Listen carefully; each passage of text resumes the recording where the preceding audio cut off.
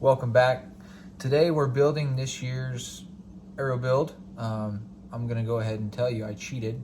I did already build a dozen that you weren't a part of, but I'm gonna build another dozen with you watching. These are Victory RIP TKOs. Very popular arrow, very hard to find right now due to supply chain issues, but I managed to scrounge up a couple dozen in a 250 spine. I'm gonna be running a 4-fledged configuration this year in the Bohning X3 vein. These I've already built, I've already Nock tuned, I've already got my sight tape, so you guys were not part of any of that. Sorry, not sorry, whatever. But I'm gonna be cutting inserts today on the second dozen. Maybe we'll do a little Nock tune in, maybe we'll do a little this, a little that. So as you can see, these are already all beautiful. All right, let's go. All right, so we got these babies going in today. Stainless steel sleeve. This is what we're gonna be cutting. We're gonna cut this last link off here to make the total weight with the 60 grain sleeve and insert a total of 105. I think if I leave everything on, it will be 120. So I'm just kind of lightening up a little bit. Great system by Ethics, highly recommend, but let's cut. Oh yeah.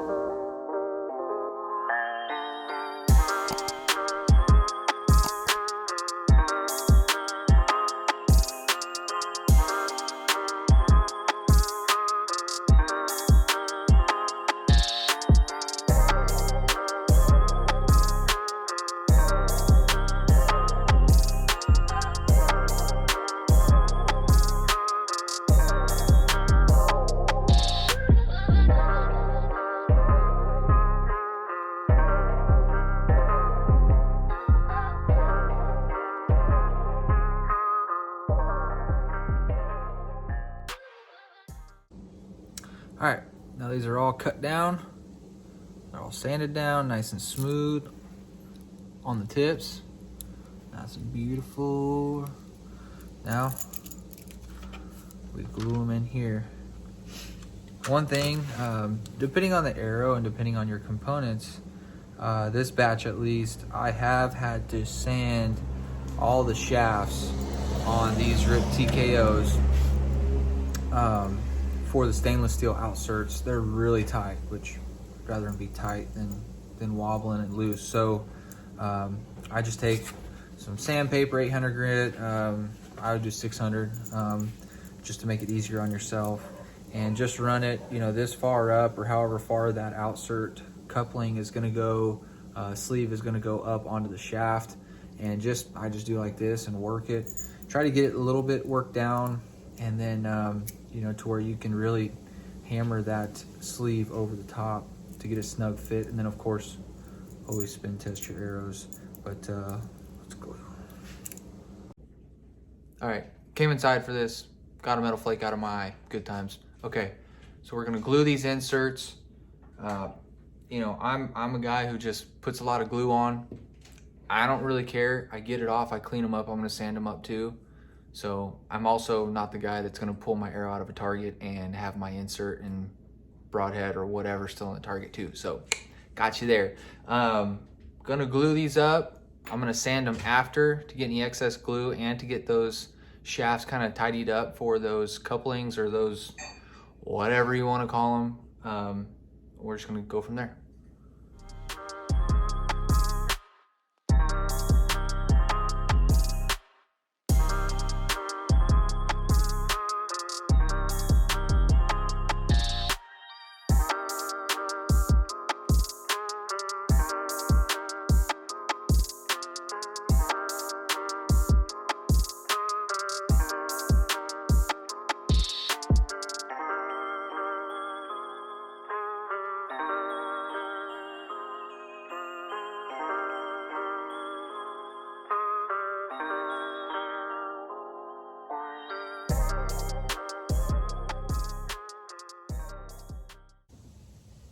All right, guys, these are done. Took me a minute. Tedious, that's okay. Make sure these outserts get bottomed out all the way. They're good to go. Nocks are in.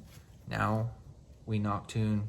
I do it bare shaft. Hate me or love me, doesn't matter. 10 yards, sorry, 6 yards, 10 feet. It's kind of what I do. I just kind of put this paper up and stand at the edge of my garage, and that's kind of my range.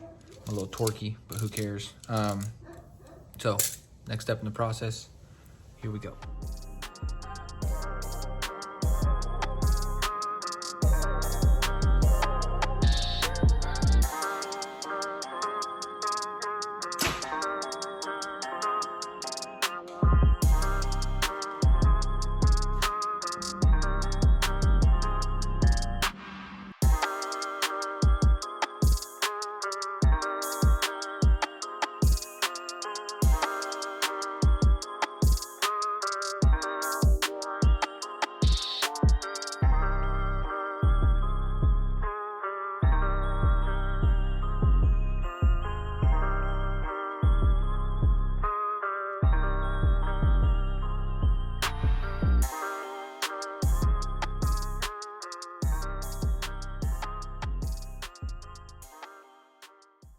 So here it is, guys. Here's the build completed.